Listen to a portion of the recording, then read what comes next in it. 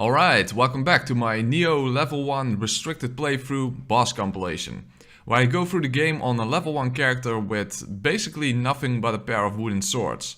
However, even with these restrictions, there are actually 2 fights in this game that will allow you to still buff your weapon through the environment. So let's continue on with Umibozu.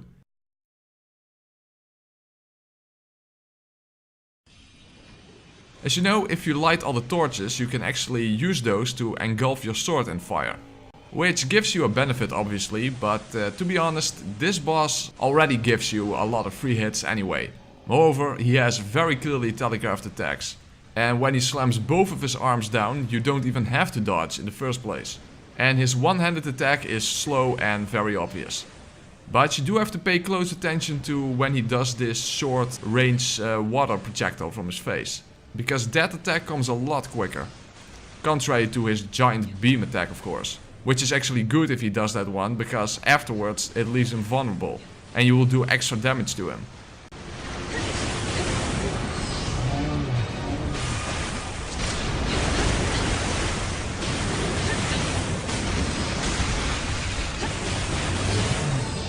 When he gets in the middle of the arena, he can actually become a little tricky, because due to it being an amorphous blob, it can be hard to tell what counts as a hitbox and what doesn't. In a nutshell, if he's changing shape, just don't be near him. Also, a smaller version of him will appear, so it's best to take that one out first. And that's another reason to light all the torches, otherwise those smaller ones are there from the beginning. I prefer to basically keep running around him, because then his giant slam attack will almost certainly hit behind you, giving you every opportunity to counterattack.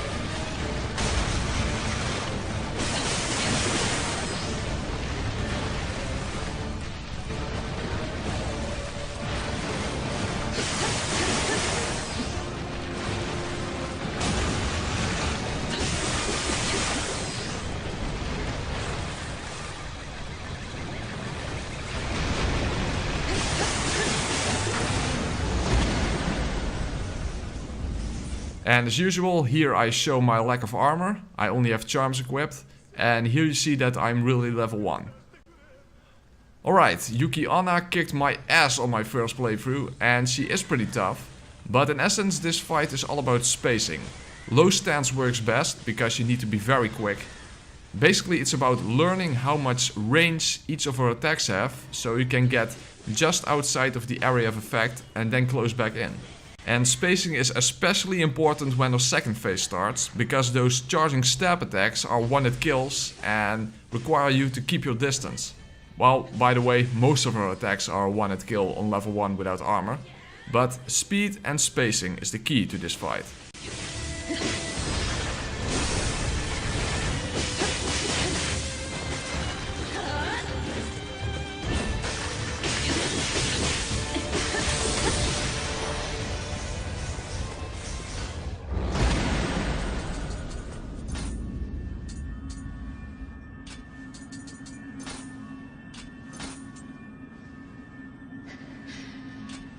Alright, Yorogumo has 2 stances. In a regular stance it's all about getting behind her to attack her ass.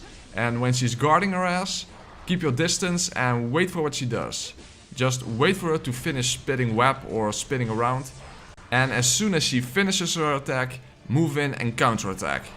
You know, that's more or less the major difference between Nioh and Souls bosses, at least in my experience. Nioh bosses are about spacing and waiting for the right opportunity to attack, and Soul bosses are more about dodging through attacks and counterattack in between your dodges. And that's probably why I sucked so hard at Nioh initially, because I used a playstyle that doesn't really fit the game that well. One thing to be wary of though is her jump attack, because if she does that when you are close, she somehow tends to just be like a homing missile coming from above. And she's not the only boss like that.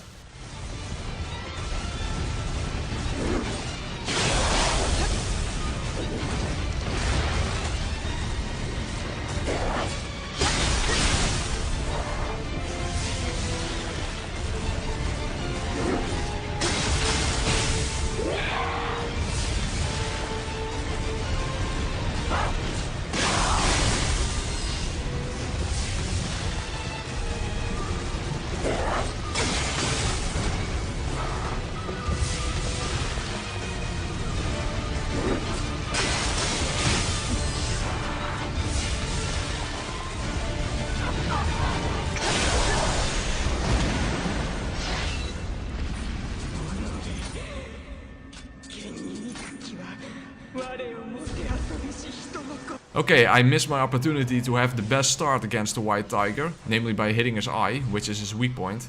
Basically like on Ryoki's horns. And this fight is somewhat similar to the fight against Nioh, especially because his paws need to be dodged in the same way by pressing up against him. And it's all about recognizing what attacks you need to stay away from. For example, his dashes are immediate hitboxes, so if he dashes away from you, that can still hit you if you are too close. One thing that helped me out in this fight is to more or less aim for his hind legs when circling around him. By which I mean approaching him from the front, but from an angle, aiming towards one of his hind legs. Because his paws and laser attacks are all in front of him. And directly behind him he can either grab you with his tail, or it triggers him to do a spinning attack.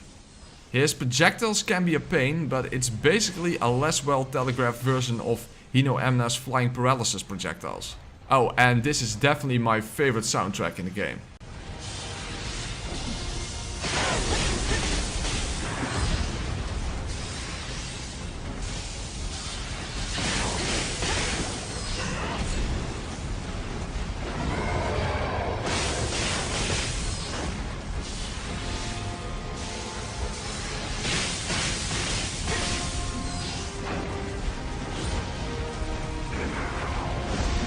Ah, that sucks. Almost no damage to him and he just managed to hit me near the very end.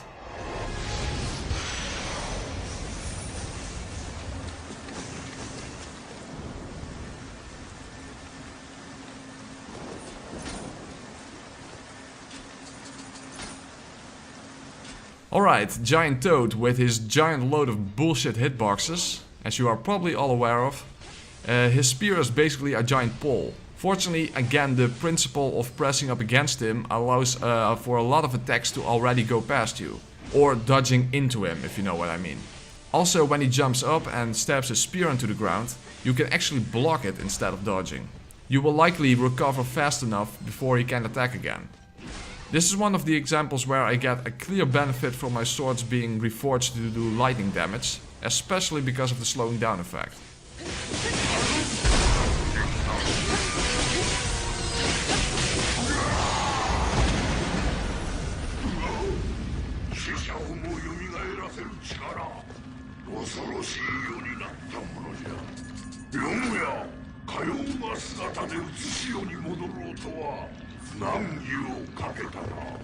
Alright, the Ogress. Not to sound like a broken record, but again, it's all about pressing up against the boss and dodging into her. This boss has the most bullshit tracking possible, and this way her claws have a tendency to move over your head. Unfortunately, she also becomes a homing missile when she jumps into the air. So that requires either very precise timing, or what also can work is to simply keep running into her direction, hoping that she lands behind you. Or like with the Giant Toad, if you can't get out of the way, just block the attack. It will deplete your ki, but you will recover fast enough before she has a chance to attack again. And overall, it's best to avoid high stance in this fight. Now, I had some miraculously favorable RNG in this fight, because she never did that move where she goes completely berserk. Because when she does that, as soon as she starts screaming, you need to move immediately as far away as possible from her. It can actually be dodged by constantly dodging towards her and simultaneously circling around her, but that's not an easy thing to do, especially not consistently.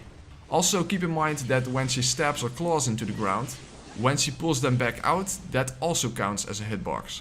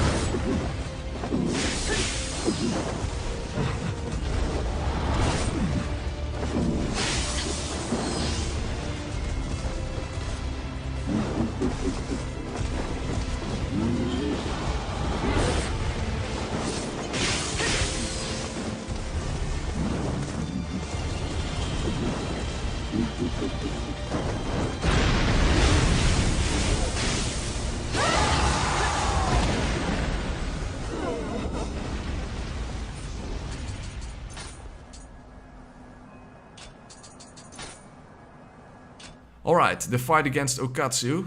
I had a pretty bad start and she almost killed me before I could do anything. But the key to this fight can be summed up in 2 words. Parry her. Specifically her dash attack that is announced by her weapon flashing. Parry, followed by a charge attack when having your weapon sheathed, and then stab her when she's still on the ground.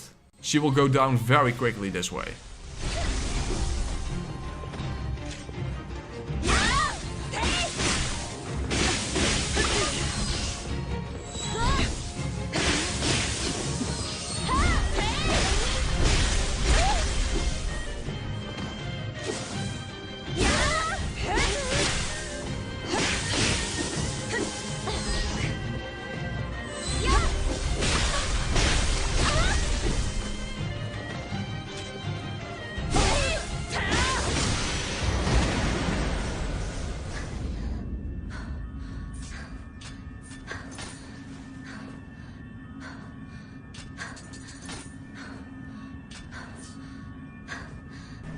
Alright, the last boss of this episode is Otani Smith. And even though he has quite a limited moveset, this guy can cause quite a bit of trouble. Simply because he is incredibly fast. And in a sense, his actual attacks have poor tracking, but he turns around so quickly that no matter how much you circle around him, he is almost constantly facing you. Low stance is definitely recommended here, unless the lightning effect activates, slowing him down. Then you can risk mid stance. And especially when he powers up, the lightning effect comes in handy. And in that state it's not recommended to be at a distance, or else he will constantly be spamming projectiles at you. And staying near him also limits how often he will do his dash attack, even though that's actually not a really dangerous move, because it can quite safely be blocked. But still you will want to be on the offense, not defense in this fight, so that you can get as much damage in as quickly as possible. Because it's way too easy to take hits against this boss. So it's best to get it over with as quickly as possible.